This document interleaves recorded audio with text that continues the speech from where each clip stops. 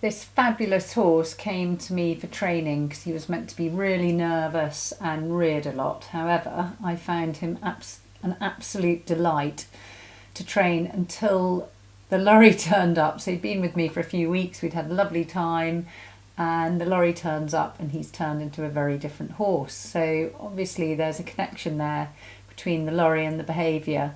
So I've just done this little video just showing you a bit about the way we train. So to start with, we will train our horses to stand in a neutral posture, and from there we know how our horse feels. So at the moment you can tell that our horse feels pretty happy, pretty relaxed. Now I'm reversing the trailer in, and we're just going to observe how he behaves when the trailer arrives. And you could see him as he's looking at it and he's thinking, oh, not sure. And then you see us turn his head away again because he's just really not happy about it. Starts walking around the stable. Now, if the stable was a field, I think you would find he would clear off and go to the other end of the field. But obviously, as he's in a stable, all he can do is walk around and round. So that is just showing that he's uneasy. And as you can see there, he's walking around, and normally he just stands, he's very calm in the stable. And also, I have never not been able to catch him. So as you can see, he's walking around and round, comes up to me and clearly is not keen to have his head collar on. And why is that? Well, it's because the trailer has arrived and look there, he's having a real release. So he's shaking off all that anxiety, and then he does actually come to me and have his head collar on. But he's just telling me very clearly that that trailer is making him very anxious.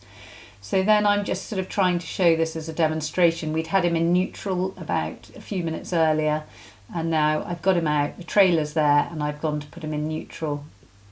I want to put that over his neck, and he wants to move off. Now I could pull him up and make him stand, but that's not what I'm about.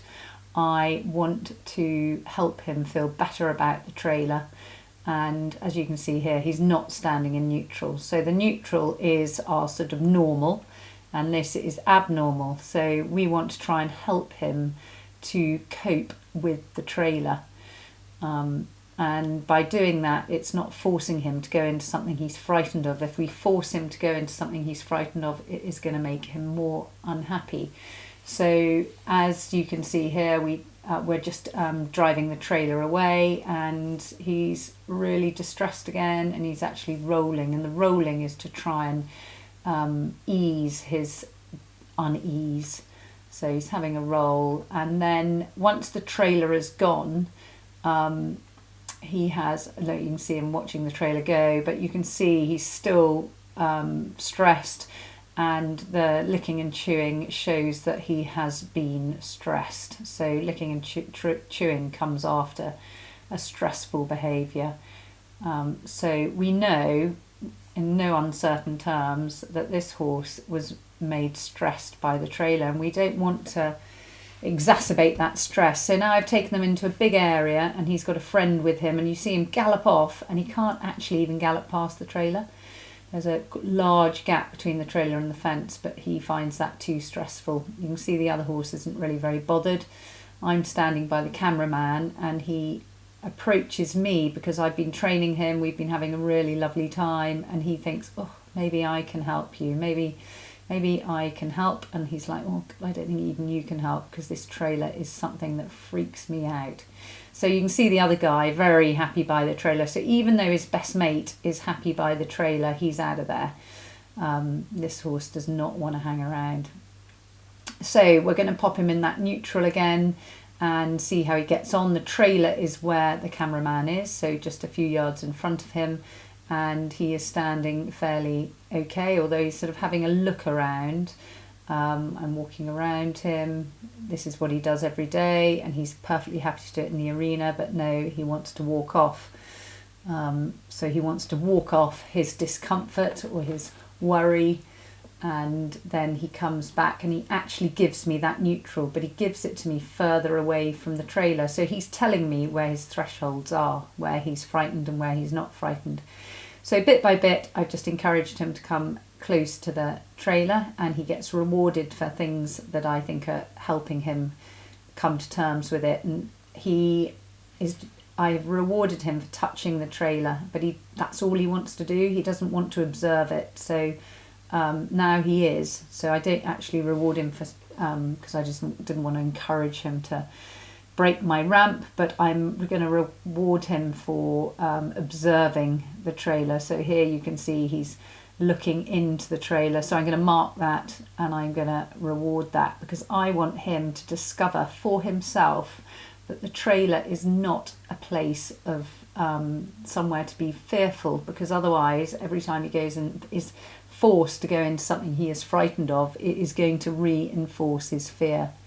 So I'm not putting any pressure on him to come to me. I just want him to start sniffing around and paying a bit of attention to the ramp. So there we are, he comes up, then he gets rewarded. And can he still do the neutral that we did right at the beginning outside the stable? Stand very quietly, all 4 feet on the ground, and no, he knows the cue to stand still, but he is backing off with me because he wants the support.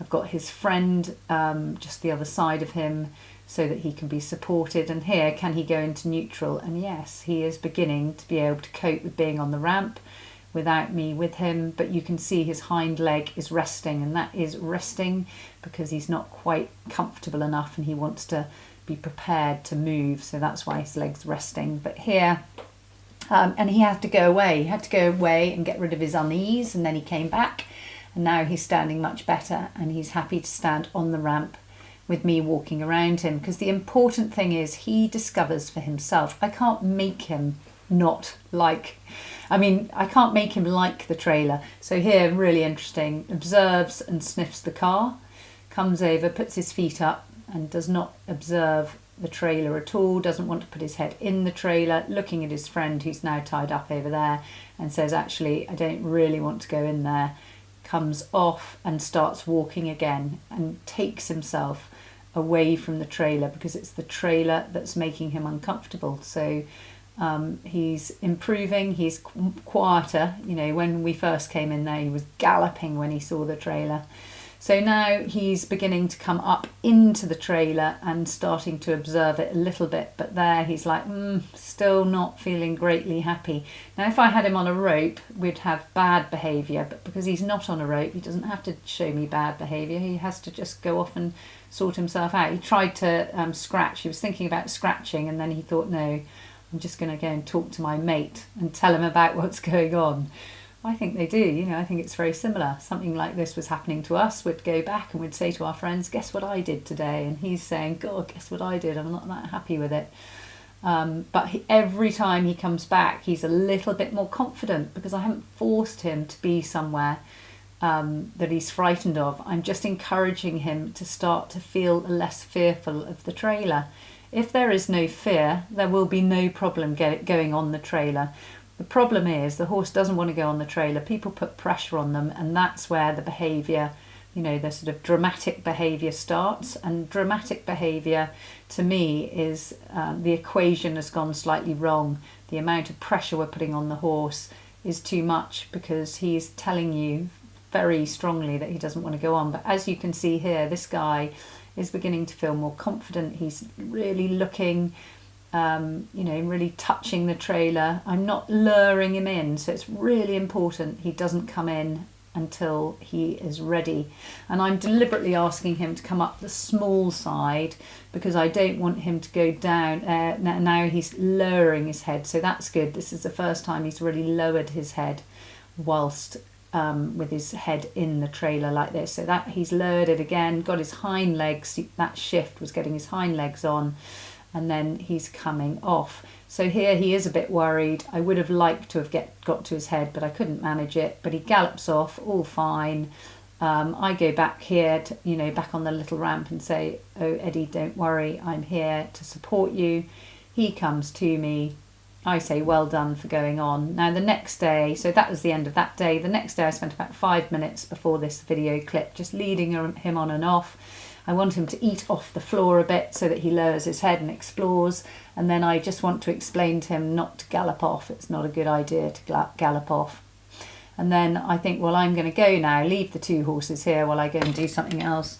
And Eddie's got other ideas. I've never asked him to go in this way in the trailer, but he wants to go back into the trailer because we've built it up to be a positive place.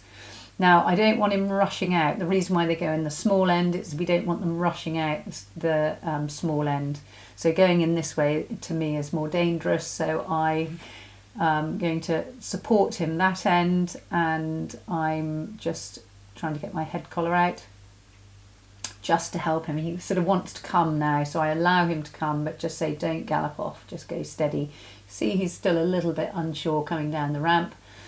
Anyway, I then think, right, that's enough. Time to go. You can stay here, his friend's somewhere, and I'm going to go back to the barn. And he's like, no, I want to go in here because we have done what we aim to do, and that is I want to make it so the horse isn't frightened of the trailer, so they don't need to behave in a sort of dramatic way to tell me that they don't want to go in.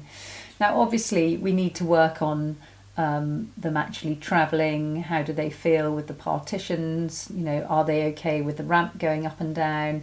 And this whole journey, so 2 little days worth of training.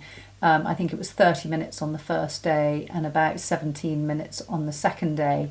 So it doesn't take longer, in my opinion. I train horses like this all the time, and I find with less pressure they learn quicker. They've got choice, so they can get rid of their distress when they need to just by leaving, and I find it very effective. If you've got a horse with a difficulty, or you want to start a young horse, or you just want to get into positive reinforcement, I run online training courses, live courses with small cohorts where I take you through the 12 steps. I take all the horses in my yard and we have great fun doing it. So if that sort of thing interests you, then go below and register your interest on my website. Thank you.